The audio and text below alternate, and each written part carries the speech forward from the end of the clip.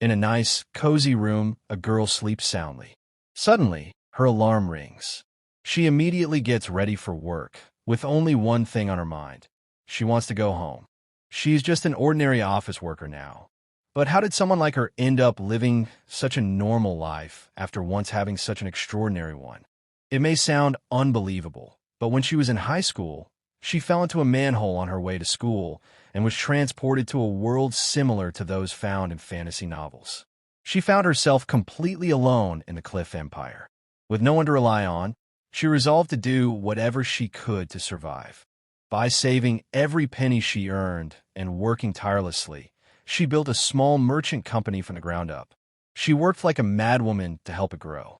Before long, after only 10 years, it had become the greatest trading company in the entire empire. She possessed more wealth than the empire itself. However, for some unknown reason, she eventually returned to Korea. For a short while, she was confined to a wheelchair, and she soon discovered that while she had spent 10 years in another world, she had only been unconscious in her original world for 1 month. The day she returned was the very same day she had been in high school. She worried a great deal about whether she could adapt to her old world again, but there was no need for concern. Back in the office, her boss angrily shouts at everyone. He loudly declares that the company cannot function without him. He demands to know whether anyone prepared the documents he requested. The problem is that he never actually requested any documents. Suddenly, our protagonist slaps a stack of documents against his face, the exact documents he had supposedly asked for. Embarrassed, he simply says thanks. At that moment, a crying employee struggles to deal with an angry customer over the phone. A senior assistant manager is also unable to handle the difficult client. Our protagonist calmly tells the employee to transfer the call to her. Meanwhile, another coworker asks whether anyone made the lunch reservation for the company president at noon. She confidently replies that she already took care of it. To everyone around her, she's like a beacon of hope in the workplace, a hero to her coworkers, and an invaluable asset to her boss. After all, she once negotiated with the greatest merchants in an entire world. What could possibly scare her now? Compared to the life she once lived, where kingdoms, fortunes, and even lives rested in her hands, office problems seem insignificant. There were times when she had to choose between making scandalous decisions or facing devastating consequences. There were times when answering incorrectly could cost someone their life. There were even moments when her own life was constantly in danger. Compared to all of that, her current problems feel like children's games. Looking out the office window, she believes that she can finally live a comfortable and peaceful life. Then, without warning, an unknown assailant stabs her. She clutches her stomach in panic as the light slowly fades from her eyes. She collapses onto the floor while the attacker runs away. A chilling cold spreads through her body. She remembers that this is exactly how she died in the other world as well. At that moment, she suddenly wakes up in an unfamiliar room. Having experienced something similar before, she immediately rushes to the window and looks outside. Hanging in the sky is a strange purple moon. The moment she sees it, she knows the truth. She has returned to the Cliff Empire. She quickly rushes to a mirror. However, the reflection staring back at her is not her own face. This is not even the body she possessed in her previous life. 9 years have passed since she first arrived in this world, yet she knows exactly where she is. This is the Cliff Empire, and judging by the circumstances, it should be around the time she completely forgot about the merchant guild she once built. She carefully studies her reflection. Long blonde hair falls down her back. Her icy blue eyes resemble a winter lake. Her skin is so pale and thin that her veins are almost visible beneath it. With delicate and refined features, this young woman is breathtakingly beautiful. Anyone could tell at a glance that she is a noble lady. Our protagonist is horrified. Just when she thought life was finally getting better, this had to happen. Who is playing such a cruel game with her? More importantly, what should she do now? Does she know the owner of this body? Suddenly, a maid bursts into the room. No, rather than bursting in, she timidly walks toward her with trembling steps. The maid nervously explains that her salary has been delayed for 5 months. However, she is not asking to be paid. Instead, she requests a letter of recommendation. Our protagonist stares blankly at her. With an irritated expression, she tells the maid to leave. As she walks through the mansion, it becomes obvious that this is a noble residence. Yet there is not a single piece of furniture anywhere. The place feels almost haunted. The conclusion is obvious. Either the mansion or its owner is drowning in debt. Her theory is quickly confirmed when she enters one room and discovers a mountain of debt collection notices. She picks up one of the papers and carefully reads it. Only then does she realize something shocking. When she originally returned to the past, it was exactly 9 years ago. Now, 7 more years have passed. She also realizes why the maid asked for a recommendation letter instead of payment. The maid knew there was no chance of recovering her unpaid wages. With so much debt hanging over the household, she wanted a recommendation letter so she could find employment elsewhere. Because of her commoner origins, she could not simply leave without one and had been trapped serving this household. The House of Kracia. Searching for answers, our protagonist finds a book detailing the family. The family consists of the Viscount and Viscountess Kracia and their daughter, Uria Kracia.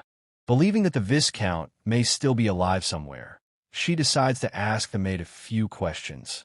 Meanwhile, the maid nervously bites her nails. What should she do now? The young lady is extremely weak. Perhaps she pushed her too hard. Ever since the master and mistress passed away, the young lady has not been in her right mind. Suddenly, our protagonist calls out to her, startling the maid. She asks where her mother and father are. The maid freezes. Tears immediately well up in her eyes. Confused, she asks whether the young lady truly does not remember. Both of her parents are dead.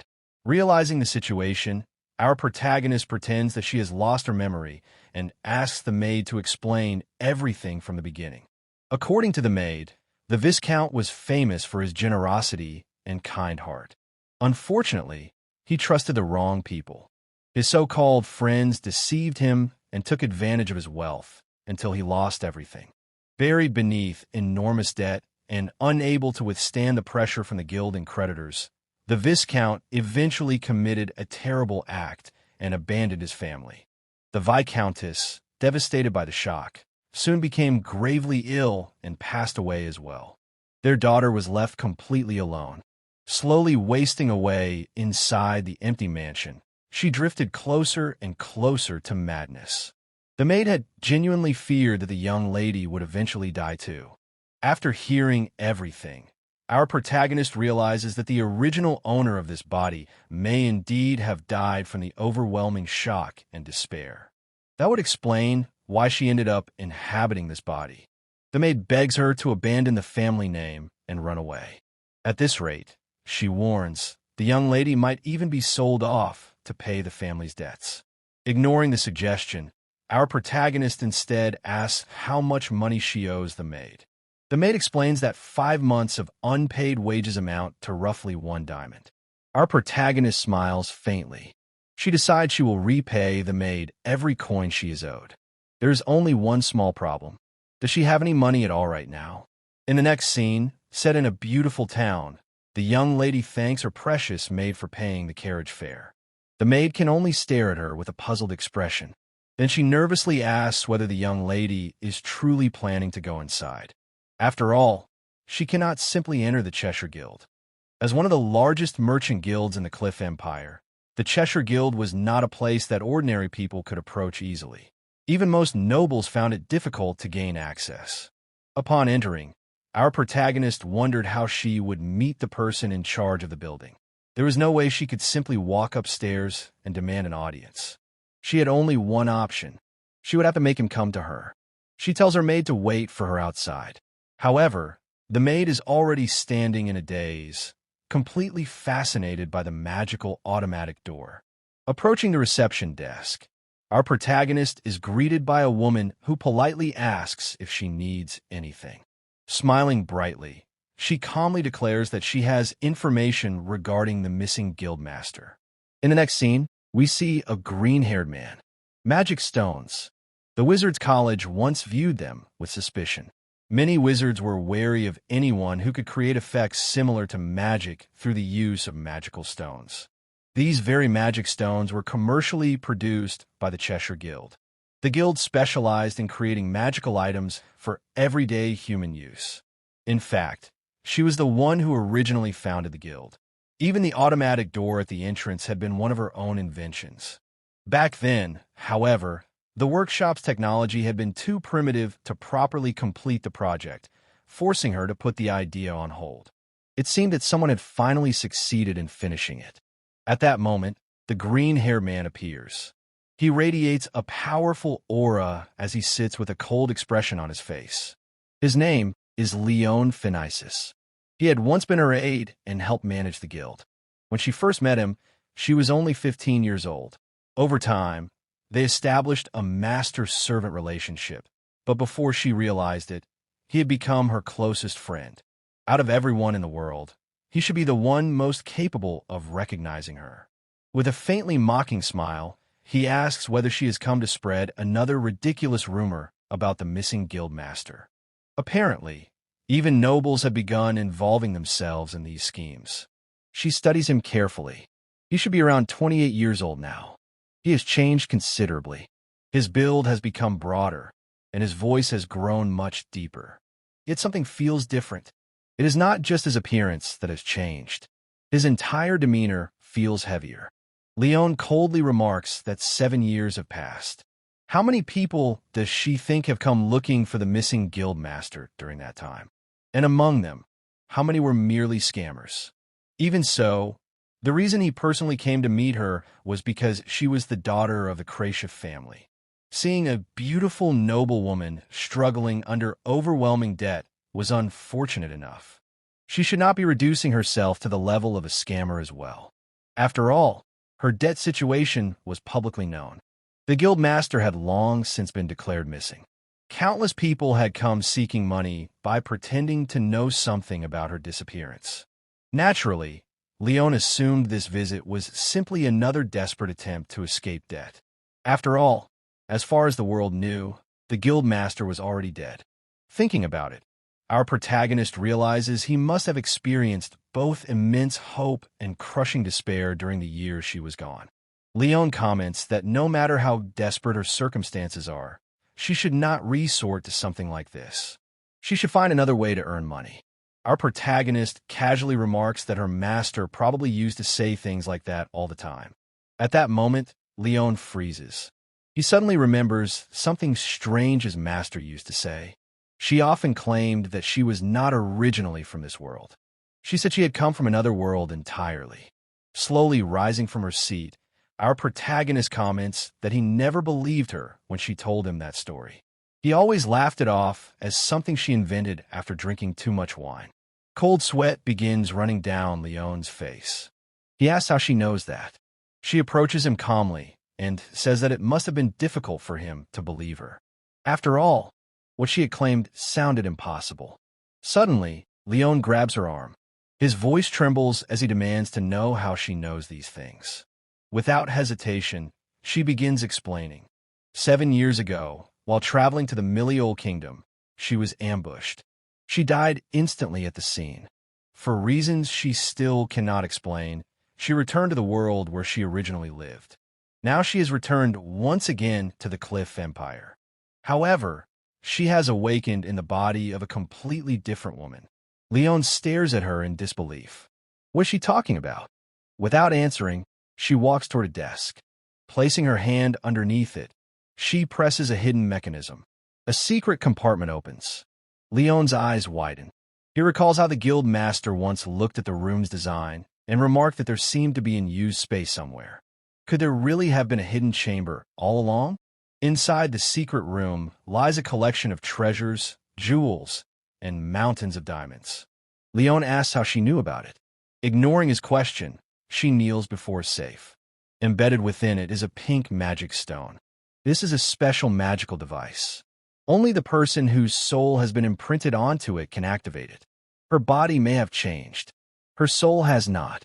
The moment she touches the stone, the safe unlocks. Leone's expression completely changes. Smiling faintly, she reaches inside and retrieves a document. She hands it to him. It is an oath document.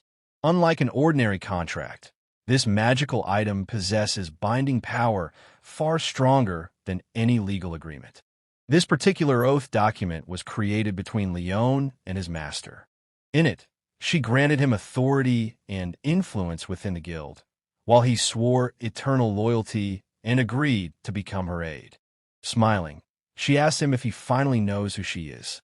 Years ago, she met Leone when she was only 15. At the time, he had become caught in a vicious power struggle within his family. The conflict eventually resulted in the deaths of his parents. Barely escaping with his life, he sought her help. He begged her to help him take revenge on his uncle. However, she initially refused. She had no interest in involving herself in someone else's family conflict. Although she pitied him, she believed that getting dragged into such matters would only create unnecessary trouble.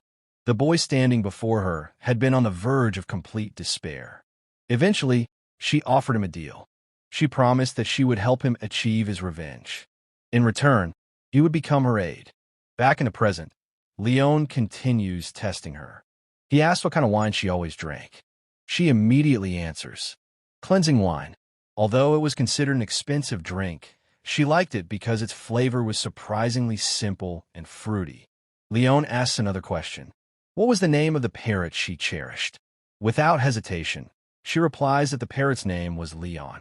However, he hated that name because it sounded too similar to his own.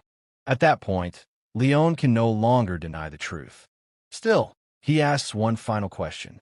If she truly is the guild master, then why has she only returned now? She gently explains, once again, that she came to find him as soon as she regained her senses. He should not feel hurt or abandoned. Leone then asks whether her claim about dying 7 years ago is false. She firmly tells him that it is the truth. Her life was taken by a mysterious group. People dressed in white robes suddenly appeared and effortlessly overwhelmed her guards. She remembers very little after that. However, one detail remains perfectly clear in her memory.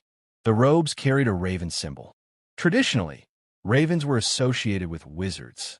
Since ancient times, wizards often concealed their identities while casting spells, avoiding the attention of authorities. Their hidden nature earned them the nickname of ravens lurking within the darkness. However, white robes combined with a raven emblem. That was a combination Leone had never heard of before. After she was declared missing, the guild searched desperately for her. They combed through the entire area where she disappeared, yet they never found her body. For years, Leone convinced himself that she had somehow survived. He often thought that if he had remained by her side, perhaps he could have saved her. Suddenly, she pats him gently. She explains that there were plenty of guards accompanying her that day. Besides, he had important responsibilities that required his attention elsewhere.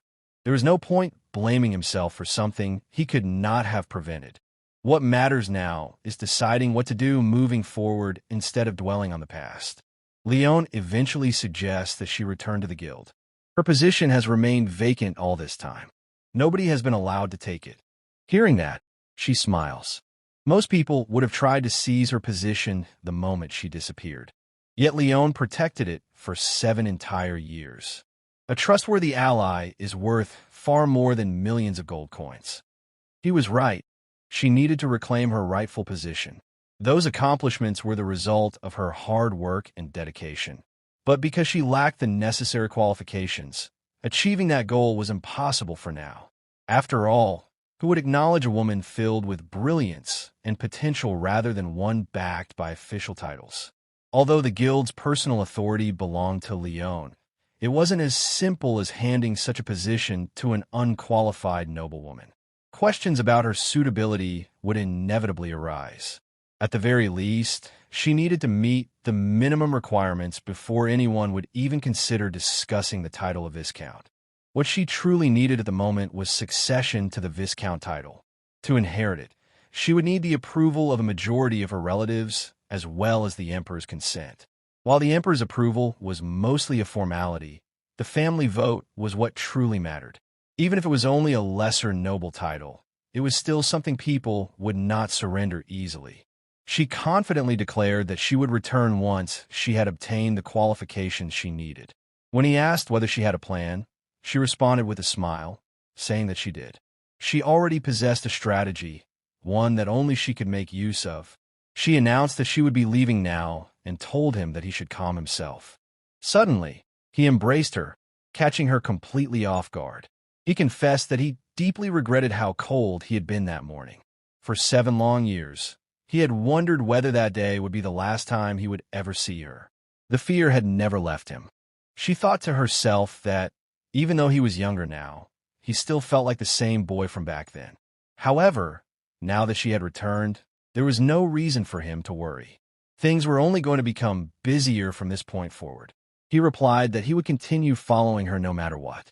She smiled warmly before suddenly asking him to lend her some money, leaving him completely stunned. Back at her family estate, a week had passed. That wasn't surprising considering how busy she had been throughout those 7 days.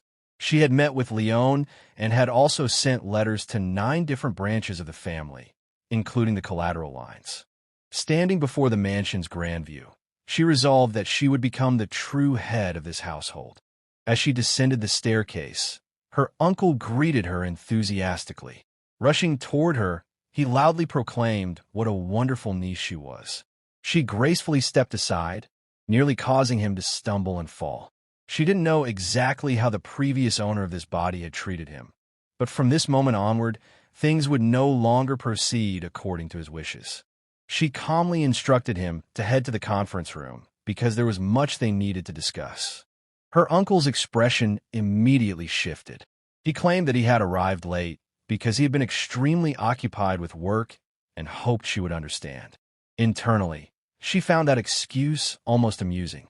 It was true that he had been busy, but not with work. For the past week, he had been occupied investigating matters involving the family. The Viscount had entrusted his entire fortune to his closest friend, which ultimately led to the bankruptcy of the Count of Kratia. It appeared that someone had been acting as an intermediary, serving as a bridge for information. Clearly, it was someone close enough to know everything about the Viscount's affairs. Someone like her overweight uncle. 8 senior members of the family sat around the table while she stood before them. With a slight grin, her uncle expressed his condolences regarding her parents' deaths. She immediately recognized it as a lie. He had not attended their funeral and had abandoned his nieces to fend for themselves. If he intended to speak as though he cared, his actions certainly suggested otherwise.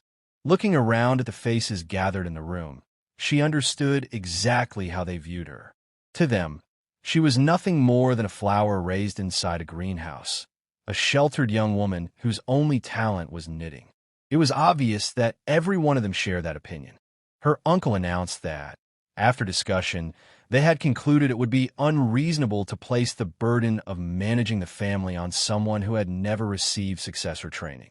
Therefore, he had decided that he would personally take control of the family's affairs. No one objected. No one spoke up. So this was what true power looked like. Maintaining an innocent smile, she asked him what exactly he meant by that. He explained that he intended to find her a suitable marriage partner. She would leave as a respectable lady of a wealthy household, while all the difficult responsibilities concerning the family would be handled by him. Still smiling sweetly, she asked whether he expected her to marry into a wealthy family and remain silent. The question visibly caught him off guard. He responded that she could not inherit the title anyway. She lacked both the education and the capability required for the position. Even if she somehow inherited the title, how would she handle the enormous debts? Her father had been far too trusting and had ended up being deceived. So this, she thought sarcastically, was the kind of brother he claimed to have loved and trusted. She calmly remarked that her father had indeed been naive. Even between brothers, however, one should have exercised better judgment when dealing with certain people. At that moment, the doors of the mansion suddenly burst open, and a group of knights entered the room. They were the noble arbiters. The family members immediately questioned why they were there. The noble arbiters were an organization whose authority was so great that even the imperial family could not interfere with them easily. Their role was to judge high-ranking nobles whose crimes were difficult to prosecute through ordinary courts. Whenever they determined that someone had violated justice, punishment was inevitable regardless of status, even if the accused happened to be the emperor himself. Because they only intervened when solid evidence existed, they rarely appeared in public affairs. A guard stepped forward and announced, "Count de Minalun." The overweight noble attempted to flee but tripped and fell before he could get far. The arbiters declared that he was under arrest for the murder of a family member, among other crimes. As he shouted protests and desperately denied the accusations, they dragged him away. She accused him of committing fraud by colluding with her father's mistress to seize their family's wealth through fabricated claims. The death of her mother, the countess, who had never suffered from any known illness, had always seemed suspicious. Although the official cause of death was recorded as acute heart failure, her mother died on the very day he paid her a visit. She later uncovered evidence that someone had injected poison into the drip her mother was receiving. Records showed that he had purchased the toxic substance in large quantities. In addition, numerous threatening letters disguised as love letters, which had been sent to her mother, were brought to light. He must have believed that these matters would simply be dismissed. After adding the maid Errol's testimony to the growing body of evidence, there was no longer any doubt that her uncle was responsible. Once the substance found in the was identified, investigators traced its source and discovered that he was the only person who had purchased it during the previous 2 years. He must have felt secure relying on such a weak and careless scheme. He never considered her a threat, assuming she was too foolish to uncover the truth. With remarkable composure, she bid him farewell, expressing her hope that he would remain at peace until the day of his downfall. As he was dragged away, he screamed in despair. The crime of one noble taking the life of another noble was considered extremely serious. At the very least, he would lose his title and have all of his assets confiscated. However, one issue still remained, and she wondered why he had not yet departed. She thanked him, saying that because of everything that had happened, her parents could finally rest in peace. He offered no response and simply stood there, leaving her somewhat puzzled. Later, she presented her proposal to the family, noting that the situation was troublesome. To secure approval, a majority vote was required, but the votes had ended in a tie. Raising her hand, she asked everyone present who supported the first succession. The room remained silent, with no one moving. Maintaining a calm tone and a gentle smile, she asked once more if anyone wished to object. Almost immediately, hands began to rise throughout the room. With the decision finally settled, she declared that she looked forward to working with everyone in the future. The Phoenicis ducal family. The person backing her was the very one responsible for setting the noble inquisitor into motion. The emergence of the noble inquisitor was partly influenced by a report submitted by Leon of the Phoenicis ducal family, the most powerful among the 3 great ducal houses. Leon had strengthened his family's authority through his position as a representative and vice president of the Cheshire Trading Company. Combined with immense wealth capable of shaking the imperial market itself, he was undoubtedly the most powerful ally she could hope to have within the empire. After the succession meeting, the first thing she did was settle all her debts using the compensation she had received from the Count of Yolban. She then filled the previously empty mansion with treasures from the secret vault and resources supplied through the trading company. She also rewarded her maid with a substantial bonus on top of her regular wages, including additional payment for all of her overdue salary.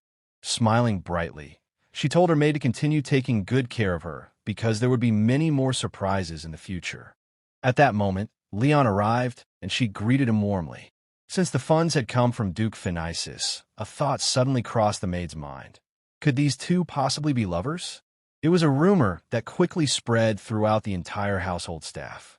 The trading company had grown far larger than she had imagined. She assumed that managing everything must have been difficult for Leon. Leon remarked that many things had changed, which made her realize just how long she had truly been gone. The room assigned to her was rather small, but it was more than sufficient. The wallpaper was pleasant enough, though there were many details that seemed unsuitable for someone of her status. Still, compared to the tiny 16.5 square meter room she had lived in while in Korea, this place felt incredibly luxurious. If Leon ever learned about the kind of life she had lived there, he would likely become even more overprotective than he already was, enough to drive her completely crazy. To everyone else, Leon appeared cold, calculating, and difficult to approach. Yet he only revealed his vulnerabilities when he was with her. Although Leon believed she should return to the trading company, she had already made up her mind. When she firmly expressed her decision, he eventually declared that he would no longer insist. She then asked how the magic tool business had been performing recently. Leon explained that the purchase rate of magic tools had stabilized over the past 3 years, while export activities had continued to flourish. They had successfully captured more than 70% of the ASIN market. Since the Empire's understanding of magic was relatively limited, reaching such a position had been possible largely because of her contributions. Leon then asked whether she intended to reveal her true identity. She immediately replied that she would not. In fact, she instructed him that if anyone asked after her return, he should simply tell them that she was dead. However, Leon pointed out that one particular person would never believe such a story. In the past, he and that man had never gotten along.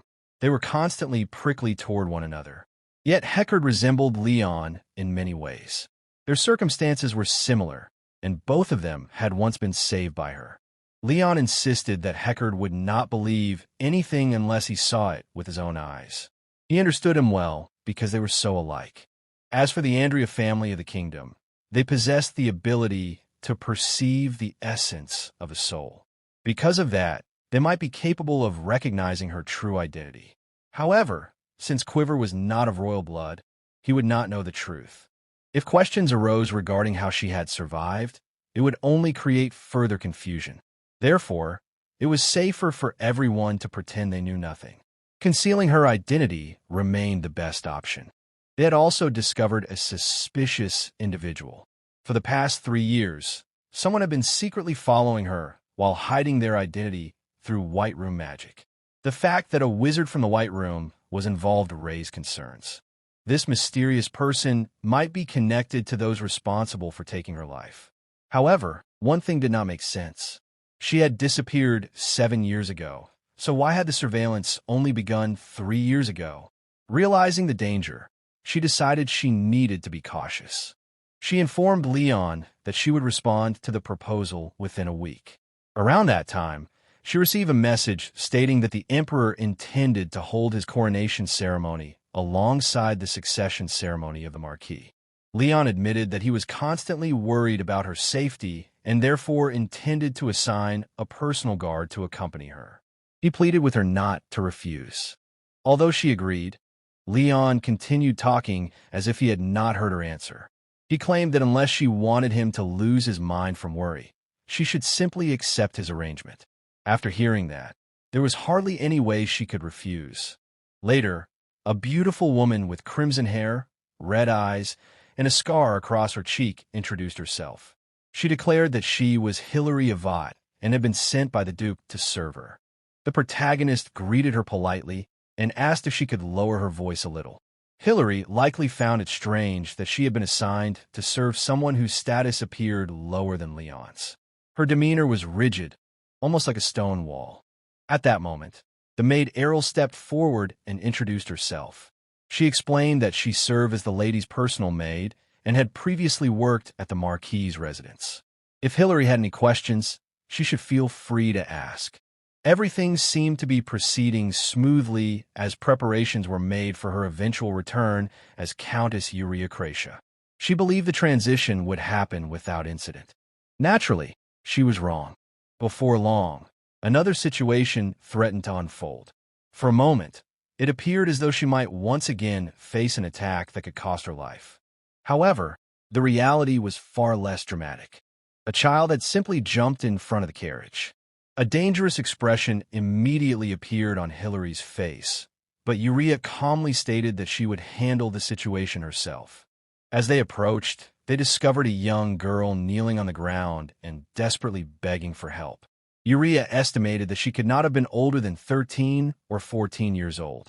In a tired and trembling voice, the girl explained that her younger sibling had not been able to eat properly for several days and was slowly dying. If things continued this way, her sibling might truly lose their life. She pleaded for assistance. Urea asked whether the girl herself was injured. The girl replied that she was fine despite her frightened and confused expression. She then repeated that her younger sibling had been weak since birth. Their family had no money and could not afford proper treatment. She insisted that she was not asking for charity. If necessary, she was willing to work in exchange for help. She only wanted someone to save her sibling. Urea knew that simply giving the girl money or food on the spot would be useless. Given the circumstances, the child would almost certainly be robbed as soon as she left. The situation was unfortunate, and they needed to continue on their way. Yet pretending not to notice the girl was not something Urea could bring herself to do. Leaning close, Urea whispered instructions into the girl's ear. She explained that they could not give her money immediately.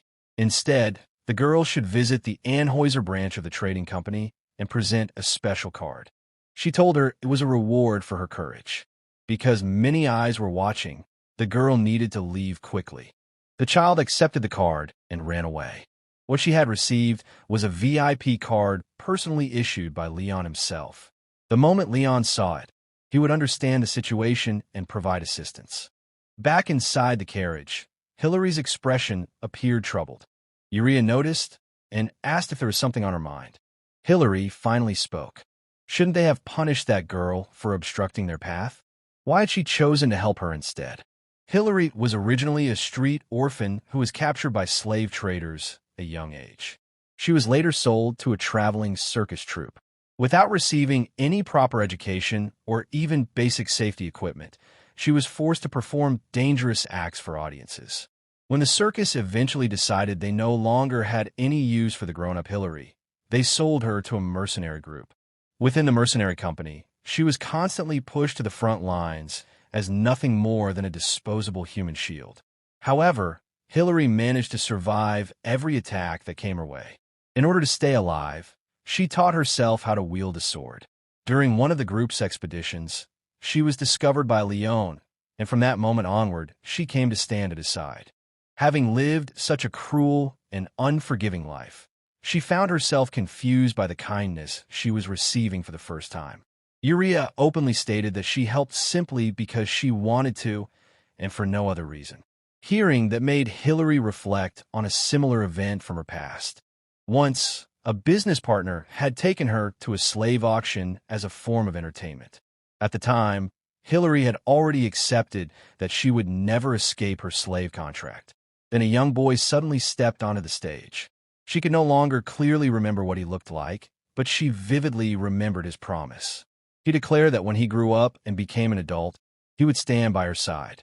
With tearful eyes, he boldly confessed that he liked her. Before she could dwell further on the memory, they arrived. His Majesty was currently occupied with official duties.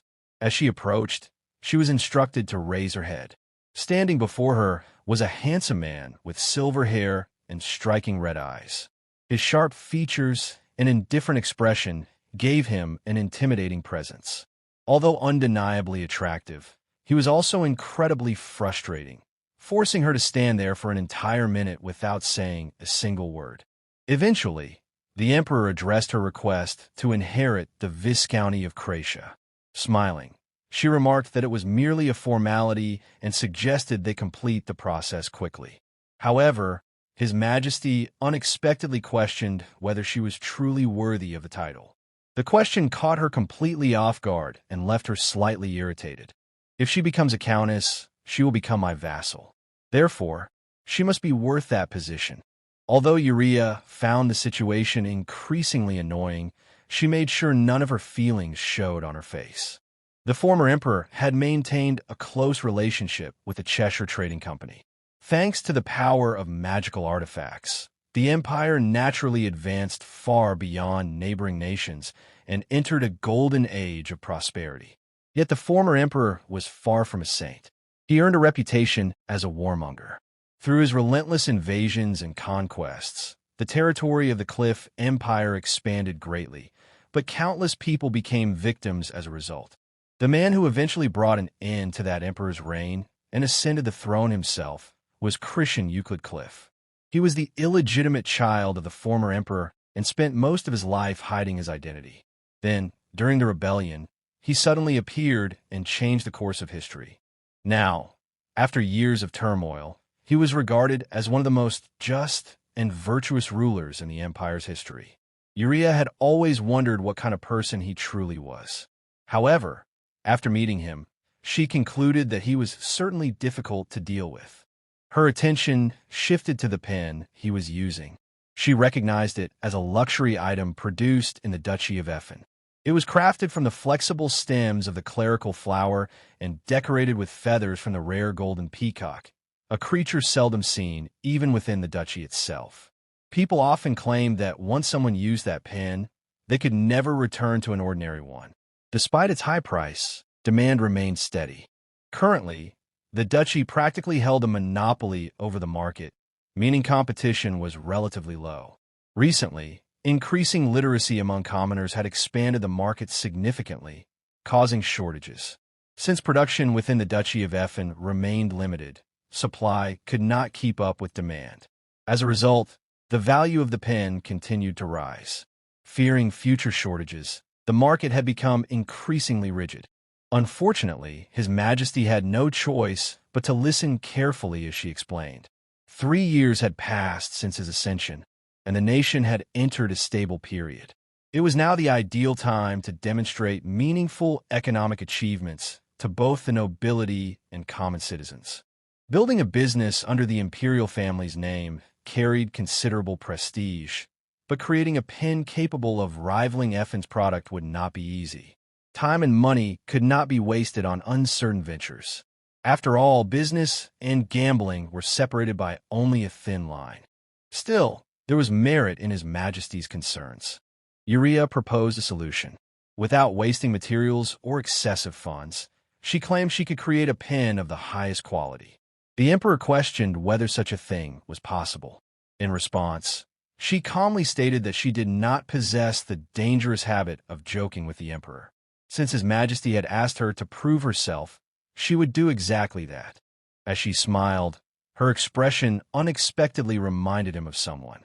He informed her that approval would be granted before the end of the banquet, allowing her to leave. Exhausted, she departed, unable to shake the feeling that she had seen him somewhere before. Meanwhile, in another room, the emperor sat drinking wine. He thought bitterly that he had not become emperor simply to spend his days reviewing trivial documents. 3 years earlier, after leaving the marriage tower, that person had already vanished. By the time he began searching, there was no trace left behind, not even a body. Every effort to locate her had failed. To oversee such an extensive search, he needed an enormous information network. That necessity had become one of the reasons he pursued the throne. His sole objective had been finding the leader of the Cheshire Trading Company. Yet there had been absolutely no progress. His subordinates reported that they had searched the entire empire once again, but the outcome remained unchanged. Suspecting she may have been sold somewhere, they investigated slave traders, brothels, and even mines. Still, they found nothing.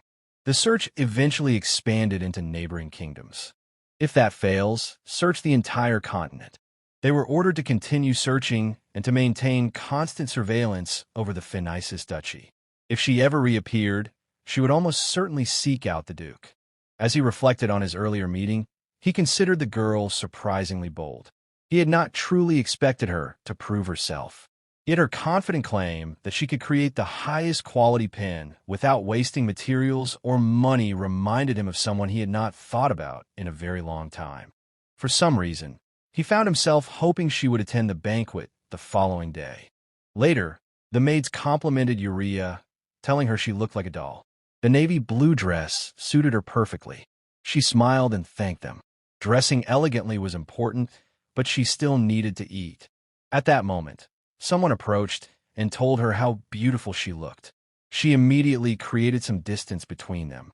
It had been quite some time since she had attended an event filled with nobles and wine. Carefully observing her surroundings, she identified several influential figures. Some were highly successful merchants, while others belonged to prestigious families famous for their papermaking businesses. Soon, the children of the renowned Velvet family entered the hall. The Velvet family owned numerous enterprises and ranked second only to the Cheshire Trading Company. Had magical artifacts never been invented, they likely would have remained the dominant force in commerce. It appeared that Velvet Enterprises had achieved remarkable growth during her absence. She quietly wondered whether the Duke of Velvet might have been the one responsible for ordering her assassination. Carly of Velvet, the elder sister, was exceptionally talented. Alongside Leon, she had consistently ranked first at the academy and was widely recognized as a genius. Carlos Velvet, on the other hand, was known as something of a troublemaker.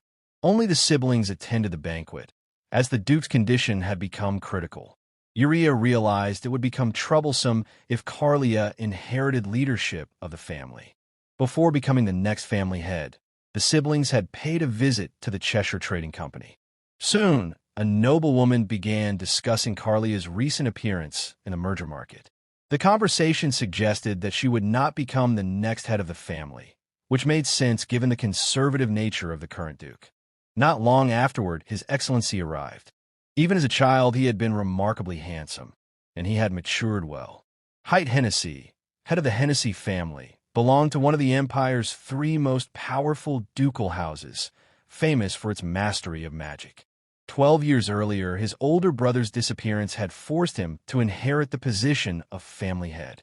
His brother, Wolf Young Hennessy, had been a genius magician and a promising future archmage. He was considered both the pride and symbol of the Hennessy family. Everyone expected him to become the next family leader. However, after the sudden death of their father and amidst the succession crisis, Wolf vanished without warning. As Uriah watched him, she couldn't help but feel that the current situation surrounding the Hennessy family seemed suspicious. Suddenly, his gaze landed on her. He immediately began approaching, taking her by surprise. Before he could reach her, someone grabbed her arm.